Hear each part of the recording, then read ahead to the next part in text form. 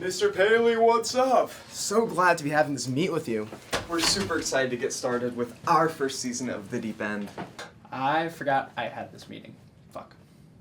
So anyhow, me and Brian had this really great idea where we go to the Mariana Trench and interview some sea life. Those anglerfish are some bright fellas. We've got plenty of money in that travel budget, right? Yeah, it's a new jacket. Thanks for asking. But how do I put it to you boys? We don't have a travel budget anymore. What? I mean, technically we don't have any budget anymore. Oh my god, did you guys go to FurryCon without me? What the hell, man? Well, no. When Jaws was fired, he kind of crashed out. I think the head rush got to him. He spent the entire budget on NFTs, gambling, and a shit ton of those Deep End energy drinks. Those things aren't cheap, you know. So, what does that mean for us? What's gonna happen to the Deep End? Well, to put it in layman's terms, you're cooked. Dang it, we just got here. Oh, just look at the time. I gotta be getting back to my office, so out you go. Isn't this your office? Anyways, so it was great to see you guys. Glad to hear all the new ideas. Out you go. Bye-bye. Whew. I need a $15 Deep End energy drink.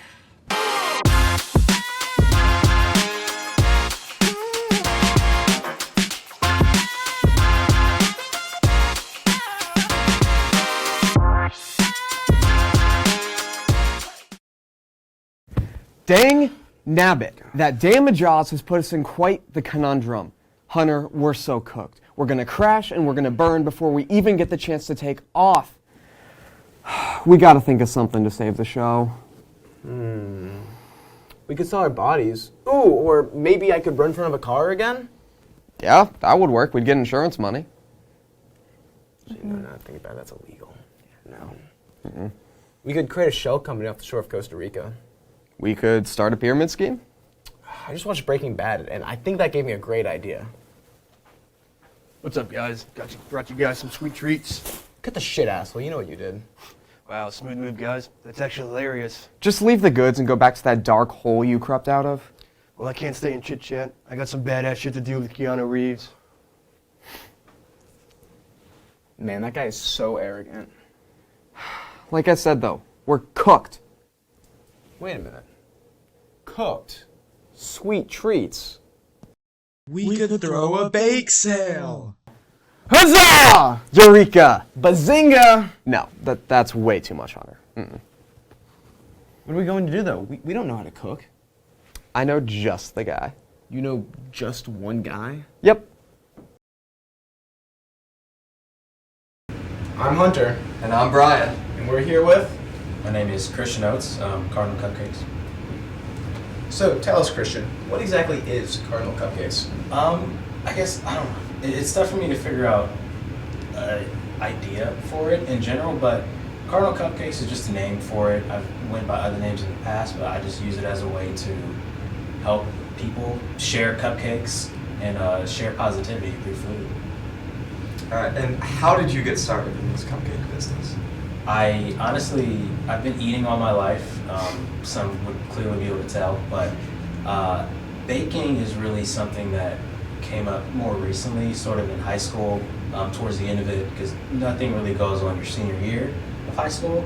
So I choose to do something nice for my teachers and make cupcakes for them, and that kind of spiraled into me doing it more, and people being like, hey, you want to pay for this? And I guess here we are now. So, when you sell your cupcakes, where do you go and you sell them to? Like, is there a specific area? Do people have to reach out to you for you to make them? Or like, what does the process look like? Primarily, people reach out to me. My social media for it is just at Cardinal Cupcakes. I have an Instagram and a Facebook for it. But a lot of times I try to sell at events. I want to do more farmers markets. I've sold at BYOB on campus before. But as of right now, a lot of it is just people contact me and then I make for them. It's sort of a contract thing. I want to tour you guys. This is my kitchen. Go ahead and help yourselves. There's a lot of room here, as you can tell. Ooh, spacious. Starting off here, the most important part of the Cardinal Cupcakes industry, the oven. You have all the way up to 500 degrees. Not much space. And cleaning ovens is hard, but it's clean. And then, were you a baker like before this, or were cupcakes your like gateway in? I think cupcakes were my gateway in. Like my trademark dish in general is lasagna, so it's sort of a different spiral down. But I think when TikTok got popular, you'll see a lot of recipes in there, and I can try this, and it's desserts. So I found more desserts, and I think that's how I sort of got more into just doing cupcakes and desserts in general. So outside of cupcakes, what other desserts do you make, or is Cardinal Cupcakes purely for cupcakes? I'd say purely cupcakes, like that's definitely the staple. Like you got Dunkin' Donuts, well, they don't have donuts anymore really, but mainly just cupcakes. I'm just saying. It's competition. But just cupcakes for the most part, but I do cakes eventually, or sort of cake pops a little bit, brownies. But yeah, cupcakes is just the brand, the branch, I'd say. Here is the mixer, another important part of the enterprise. KitchenAid, very great one, professional. Got that free from my church. That was a grant from them, which these are expensive. If you see the actual price for it, this was like another step of me being like, it looks high end. This is awesome. Yeah, it's very, very high tech. 100% pure. So when you first started out like learning to do cupcakes, did they come out as you expected, or like how long did it take for you to really get the art down? I think the toughest thing, or the thing that took me the longest time to perfect, was getting the right amount of batter into each actual baking cup. I've seen tablespoons, tried that, not enough. I've tried cups, way too much, and a lot of Googling, a lot of trial and error. I found it out. That was a big struggle.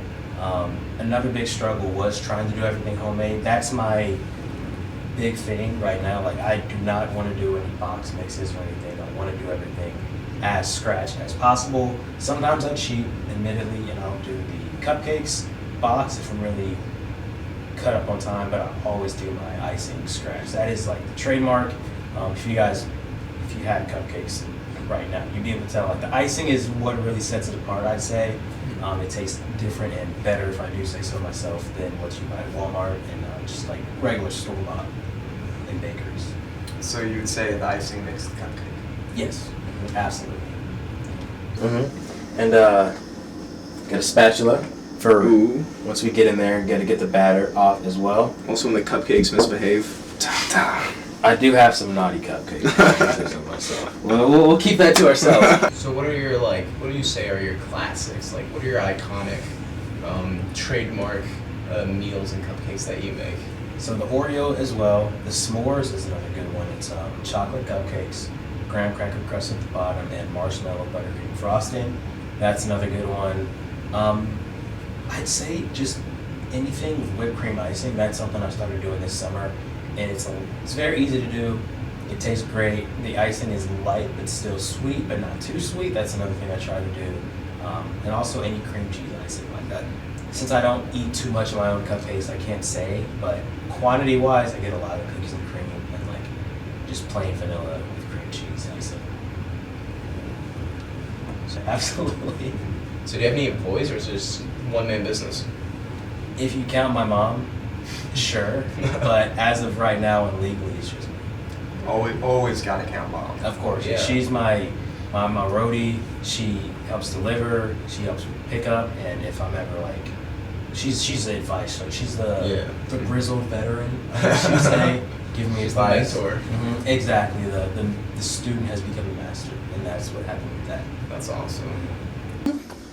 We have the sink. A little bit messy right now. The whole area is a little bit messy right now. It's not ready for the guests. Don't worry, you should see the deep end studio. Scale of 1 to 10, how bad? So it's like an 11. First one, just a hypothetical. If the Trader Joe offered to buy you out, or to at the very least sell your cupcakes at a Trader Joe's, would you take it? Now, I think that's something I thought about a little bit. It depends on what the money's looking like, but absolutely.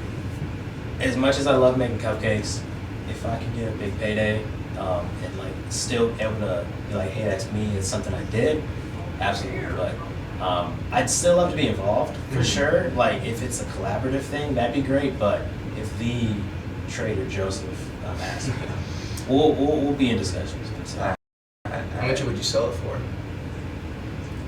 We'll see. We'll see how big it gets. That's another thing that I would wait for and see. Like right now, you could probably get me for $1,000 just because I'm a broke college student. So that's why I got to get developed first. I gotta Yeah, you gotta build it up. see how we're get the looking net at worth up. If I can get to $1 million, that'd be crazy. But you never know. That's why we'll see. We'll see.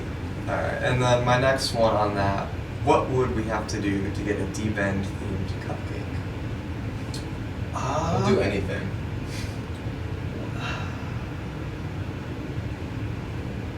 We'll see. See. You have a kindness See. in my heart. We'll see. Oh, we'll stay in contact. Yeah. We'll keep on. Well, I'll have my guy talk to your guy. Yeah. All right. There you go. Now. Can we try these? Might as well. Let's do it, alright? Rip off the band-aid. Dibs on those. A little sticky. Oh, yeah, cheers. Cheers. Oh,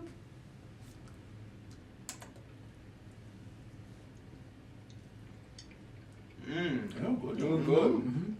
This is my first time. Taste of lemon. It can very much taste a lemon. Bro, I wanted the chocolate to be lemon flavored too, but they don't sell that. So next time I'll make it. This is good. It's really good. I want like, do you make anything, or is it like if I give a request, or do you have to like, do you have to refer to a menu? I do have a menu up that'd be accessible through the Facebook and Instagram links, but what do you have in mind? Is anything Like, okay, so I want to remember this semester at IU, and I think a really important part was the cold weather. So if I got some dirty snow, like specifically the dirty part, because like it was fun walking around the white snow, like the clean snow when I first got here, but then the rest of the semester since after break has all been dirty. So I want to get some of that, some of the snow water maybe, put that in there. I want some of Coach Signetti's like chin hair. Oh. And put that in. I want to remember how great we were last semester, because I was gonna say Mike Woodson's beard hair, but we're not doing too this great. year. Not this If year. you go back in time and like maybe just skip some DNA from last year, Yeah, do you have that ability, or is that something I have to pay extra for? I'd probably have to have you like sign something that Okay. I'm not liable for what happens to you after you actually consume the cupcake. Okay. But I could try to get it done. Ooh. How many extra flavors before it gets too expensive? I try not to keep my stuff too expensive in general too. Okay. That's another thing that like when I set my business up, I try to do. Like I'm a cheapskate, self-admittedly, so I try not to charge something that I wouldn't pay for myself. And of course, as it gets higher, like, I've been commissioned for some weddings, and I'm like, oh, that's kind of a lot. But you know, we got to figure it out, and I think it's still at an affordable price. And I always work with people just to try to find out, all right, is this cool with you? Are you okay with that? And I don't want to become a guy that's like, no tip, that's crazy. I'm not expecting a tip. And you understand the college students. Exactly. Like I understand both sides. I've driven for DoorDash, so I understand like why people would want tips a lot, but also I understand like why people might not. So Yeah, that's good, because we don't have money in the deep end budget, so we probably would have been paying through sheep and livestock. I mean, you guys could like wash dishes for me to pay. Oh, okay. That's an option. That's an option. Keep that in mind. Our people will talk to your people. Yeah. You know, we'll keep it about let the bureaucracies do their thing. Yeah, of course. Cool. And then one last question before we go: is there anything that we may not have asked you about that you'd like us to know about Cardinal Cupcakes? I guess I don't know. Nothing is popping to mind right now. Just keep checking TV, keep checking social media. Hopefully you'll see me more on there. I really want this business to grow, and I can see it that way. Like I rebranded 2 Cardinal Cupcakes over this last year, and I did a lot of planning for like what I would want it to look like. Maybe if it becomes a college campus thing, like IU probably would want to expand to like some of the indie colleges, like Butler.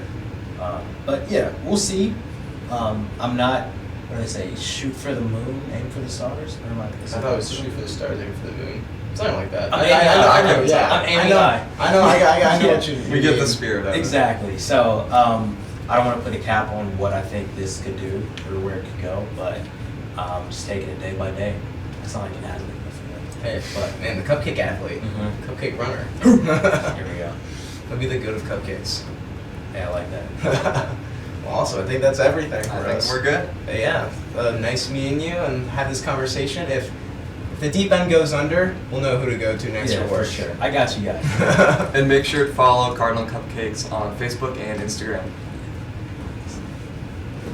Line. Are you gonna?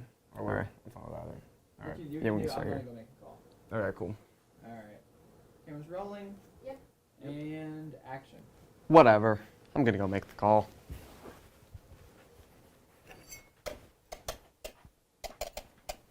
Whoa, you guys are doing this all wrong. Oh my god. Not this loser again. I heard you guys are trying to put together a little bake sale. Yeah, what's it to you, D-bag? I actually got my PhD, my pretty hot dish in culinary arts. This freaking nerd has a doctorate in food. Grow up, Pecker. I could teach you guys how to bake, you know, actually make some money on this show. Do you think we can't make money with our own baking? I mean, you just walk into our kitchen and act like you run the place. We don't even pay you to be here. You're like a dog to us, a really stupid dog who's bad at his dumb dog job, and not even a canine or something cool like that. That's actually hilarious, but I'm just here because I love you guys. Ugh. Anyways, if you need my help, I'll be in the, fuck, my bad. That's okay. Let's keep rolling. Cut to camera 3. And let's pick up from there with that one. Okay. Anyway, if you guys need my help, I'll be making my iconic, dude. Run it on, man. Iconic award-winning, okay. Anyways, if you guys need my help, I'll be making my iconic award-winning cupcakes in the other kitchen. You look happy. How'd the call with David Portnoy and Gordon Ramsay go? Oh, it's two different guys? Yeah, they're kind of both popular in the world. Who'd you call? Dave Ramsey. The personal finance expert? So that explains why he taught me how to balance my 401k. Hey, he also taught me how to save our money for the deep end once we finally have money. Okay, great. What are we going to do? Wacky side quest? And cut. Hello, I'm Hunter, And I'm Brian. and we're here with Melena Alpat of. of Spoon University. Spoon University is basically like a food media club. Essentially, we're a group of marketers, photographers, and writers, and we talk about all things food. And so we write articles, and we create videos, and take photos of the local Bloomington food scene, but also just things that we make at home and want to share with other students. So then what would you recommend tips, any guides or any helps that you could give to someone who wants to cook, whether they're in a dorm, at an apartment, a house, whether they want to make a whole meal or if they just want to like learn how to operate the microwave or something like that? Well, I mean, as far as like cooking for the first time, things like Spoon, and I mean other social media I'm sure as well is very helpful in finding like recipe hacks. But that is something I love about Spoon. It's for college kids. It's not for the entire population. It's for people looking to make quick meals in a dorm and people learning to cook for the first time, and meal prepping. That has been something that has saved my life in college, is figuring out like how not to waste food by meal prepping. And then also like even just kind of thinking about how you can take one thing, but you can make it into several different dishes so that maybe your taste buds don't get bored, because that's something I hear a lot from college students. They're bored of the cafeteria food. They're bored because they only can make chicken and rice. And I'm like, you can make so much more. All you have to do is like change some seasonings, maybe change your base, and it will taste completely different, even though the basics and the culinary skill required to do it is the exact same.